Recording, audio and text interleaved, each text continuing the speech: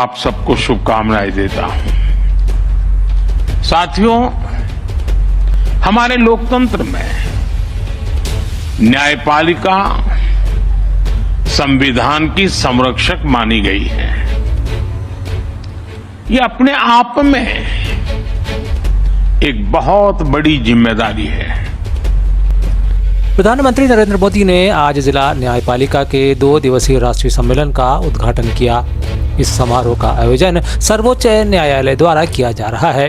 इस दौरान भारत के सर्वोच्च न्यायालय की स्थापना के 75 वर्ष पूर्ण होने के उपलक्ष्य में टिकट और सिक्के का अनावरण भी प्रधानमंत्री द्वारा किया गया। इस अवसर पर प्रधानमंत्री नरेंद्र मोदी ने कहा, हमारे लोकतंत्र में न्यायपालिका संविधान की संरक्षक मानी गई है। यह अपने आप में बहुत बड़ी जिम्मेदारी है। हम संतोष के साथ यह कह सकते हैं कि हमारी सुप्रीम कोर्ट, हमारी न्यायपालिका ने इस जिम्मेदारी का बखूबी निर्वहन किया है।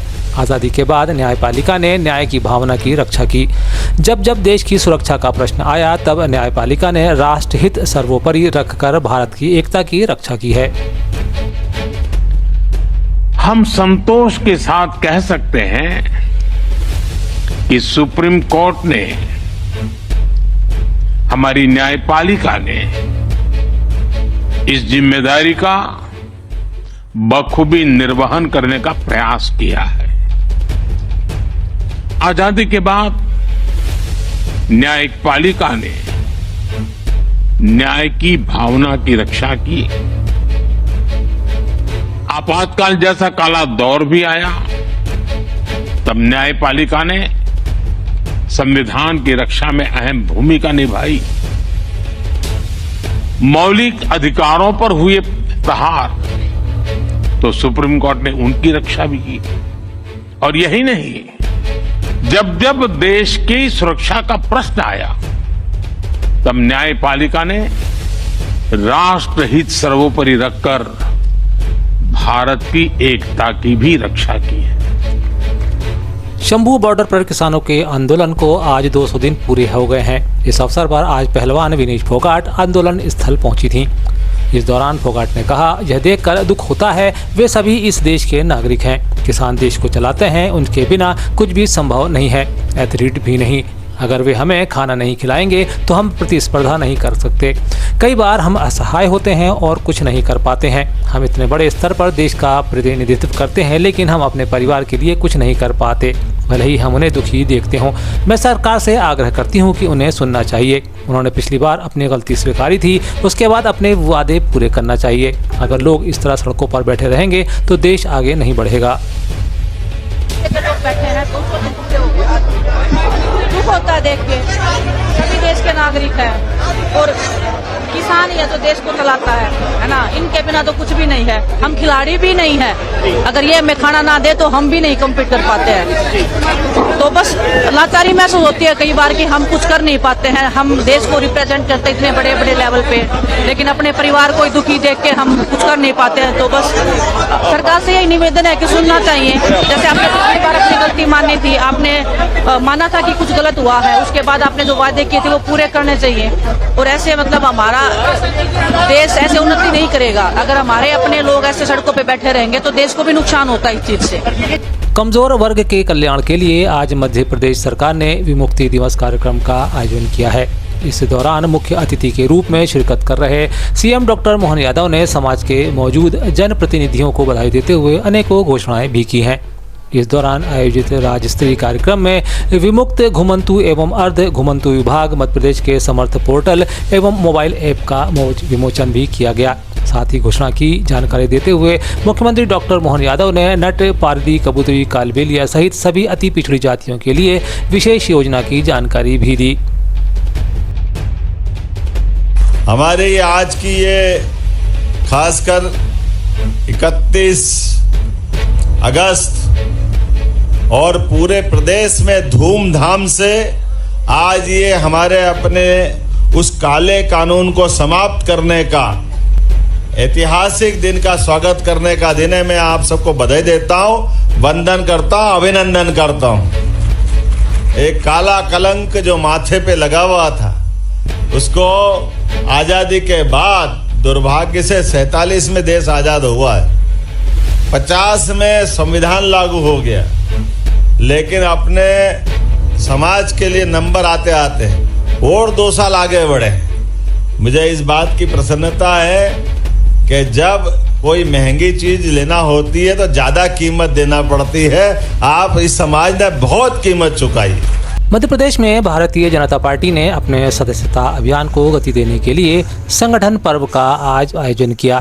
भोपाल के टैगोर मंडल के बूथ क्रमांक 111 पर आयोजित इस कार्यशाला में मुख्यमंत्री डॉक्टर मोहन यादव ने कार्यकर्ताओं को संबोधित भी किया। इस दौरान उन्होंने कांग्रेस पर तीखे हमले करते हुए पार्टी के विचारों और नीतियों को स्पष्ट रूप से सामने रखा। मुख्यमंत्री ने इस दौरान कहा कि भाजपा में 3 पीढ़ियों का योगदान है, जबकि कांग्रेस में एक ही परिवार सत्ता में बना हुआ है। उन्होंने कार्यकर्ताओं को भाजपा की सदस्यता के महत्व और पार्टी के राष्ट्रवादी विचारधारा के बारे में भी अवगत कराया। इस दौरान सांसद आलोक शर्मा द्वारा भी आज आगामी सदस्यता अभियान के अंतर्गत कार्यकर्ताओं को महत्वपूर्ण जिम्मेदारी प्रदान की गई। इस मौके पर सांसद द्वारा सदस्यता अभियान की सफलता के लिए एकजुट होकर पार्टी के हित में कार्य करने की बात भी कार्यकर्ताओं के बीच कही।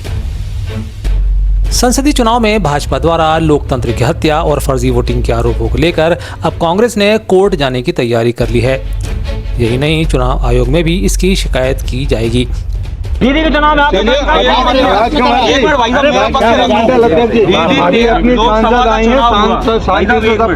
लोकसभा का चुनाव हुआ, मैंने और हमारी पूरी टीम ने लटेरी में 13 मतदान केंद्रों पे कांग्रेस के पोलिंग एजेंट नहीं बैठने दी। हम लड़े हैं उसके लिए, ये कोई नहीं लड़े उसके लिए। हम लड़े हैं उनके लिए। 15 वोट मैंने डाले थे। आज ये गलत परिपाटी चल रही है।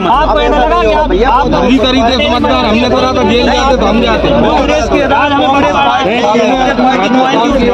हमने किया तो कोई पार्टी पे एहसान थोड़ी किया, हमने भी किया। हम 3 सेक्टर संभाल रहे थे। असल में यह मामला उस वक्त तूल पकड़ गया जब सांसद लता वानखेड़े के सामने लोकसभा चुनाव में फर्जी वोटिंग को लेकर खुद बीजेपी के कार्यकर्ता ही फर्जी वोटिंग के किस्से सुनाने लगे। इस वायरल वीडियो में वे अन्य स्वीकारोक्ति भी कर रहे हैं, जिसमें वे कांग्रेसी एजेंटों को बूथ पर नहीं बैठने की बात भी कहते हैं। कांग्रेस इस वीडियो को लेकर कोर्ट जाने की तैयारी कर रही है। इस मामले पर नेता प्रतिपक्ष ने सोशल पोस्ट करते हुए सागर के निर्वाचन को शून्य करने की मांग भी की है। मध्य प्रदेश के पूर्व मंत्री और कांग्रेस के नेता जयवर्धन सिंह ने दलित और शोषित परिवारों पर मध्य प्रदेश में होने वाले अत्याचार को लेकर निशाना साधा है। वे अपनी प्रतिक्रिया में मुख्यमंत्री डॉक्टर मोहन यादव को भी निशाने पर लेते हैं। वे कहते हैं कि गृह मंत्री वे स्वयं हैं। ऐसे में आदिवासी और दलितों का शोषण लगातार जारी है। वे कहते हैं कि यह बेहद निराशाजनक है। कहीं ना कहीं लगातार मध्य प्रदेश में शोषित वर्गों के साथ जिस प्रकार की घटनाएं हो रही हैं, ये कहीं ना कहीं सीधा प्रदेश की जो कानून व्यवस्थाएं हैं उन पर एक बहुत बड़ा प्रश्न चिन्ह खड़ा करता है।